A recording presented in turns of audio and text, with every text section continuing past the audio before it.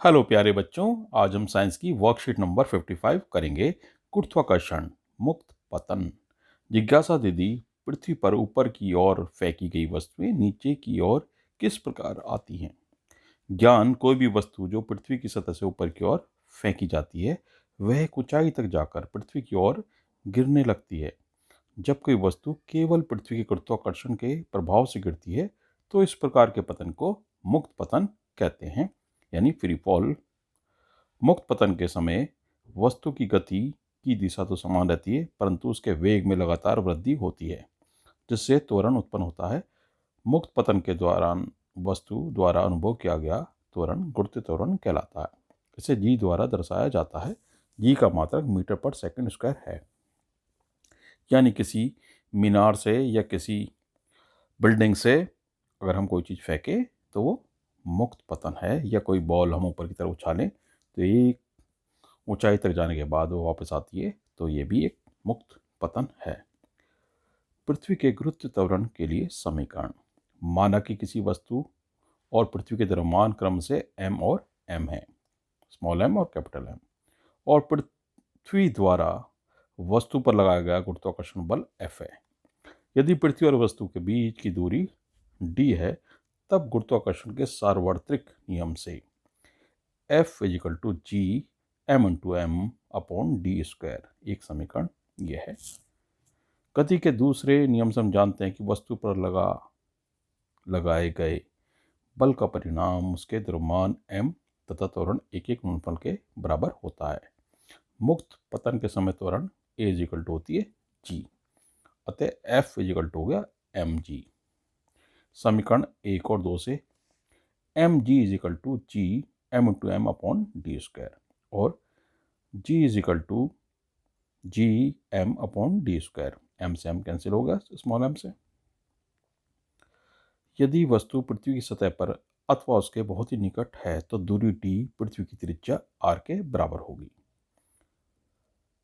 तब गुरुत्वाकर्षण बल के कारण त्वरण होगा g is equal to G M upon R square, यानी डी स्क्वायर की जगह हमने आर स्क्वायर ले लिया, पृथ्वी की त्रिज्या ले ली।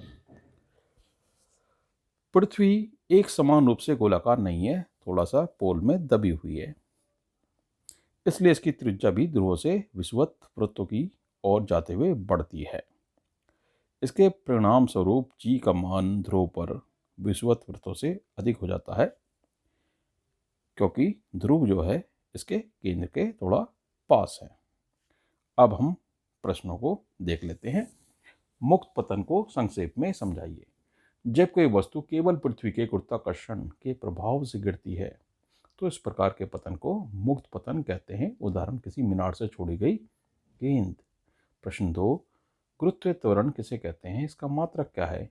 मुक्त पतन के दौरान वस्तु द्वारा अनुभव किया गया त्वरण गुरुत्व त्वरण कहलाता है। इसे जी द्वारा दर्शाया जाता है। जी का मात्रक मीटर पर सेकंड स्क्वायर है। प्रश्न 3, जी का मान ज्ञात करने का सूत्र परिकलित कीजिए। तो इसके लिए यही देख लेते हैं, मैं पहले समझा चुका हूँ आपको, फिर समझा देता हूँ आपको।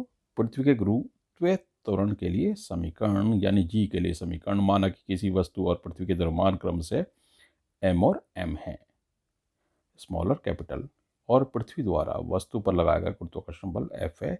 यदि पृथ्वी और उस वस्तु के बीच की दूरी d है, तब गुरुत्वाकर्षण के सार्वत्रिक नियम से, जो आप पहले पढ़ चुके हैं, F is equal to G m into M upon D square, ये पहला समीकरण बना।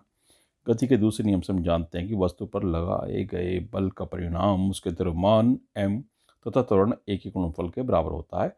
मुक्त पतन के समय त्वरण a इजिकल टू जी, अतः F is equal to M G, ये दूसरा समीकरण बन गया। तो समीकरण और 1 और 2 को जब मिलाते हैं हम, तो M G is equal to G M into M upon D square, और m से m कैंसिल हो गया स्मॉल m से, तो होगा g is equal to capital G capital M upon D square. यदि वस्तु पृथ्वी की सतह पर अथवा उसके बहुत ही निकट है, दूरी d पृथ्वी की त्रिज्या r के बराबर होगी। तब गुरुत्वाकर्षण बल के कारण त्वरण होगा g is equal to G M upon R square, D square की जगह हमने आर स्क्वायर ले लिया। तो इस तरह से आप कर सकते हैं इसको। प्रश्न 4, जी का मान पृथ्वी के विषुवत वृत्तों की अपेक्षा ध्रुव पर अधिक क्यों होता है? तो इसके लिए आप ये देख लेते हैं। पृथ्वी एक समान रूप से गोलाकार नहीं है, इसलिए इसकी त्रिज्या भी ध्रुवों से विषुवत वृत्तों की ओर जाते हुए बढ़ती है। इसके परिणाम स्वरूप जी का मान ध्रुव पर विषुवत वृत्तों से अधिक हो जाता है। ठीक है, यानी जी का मान ध्रुव पर अधिक होता है क्योंकि वो ज़्यादा निकट है केंद्र से।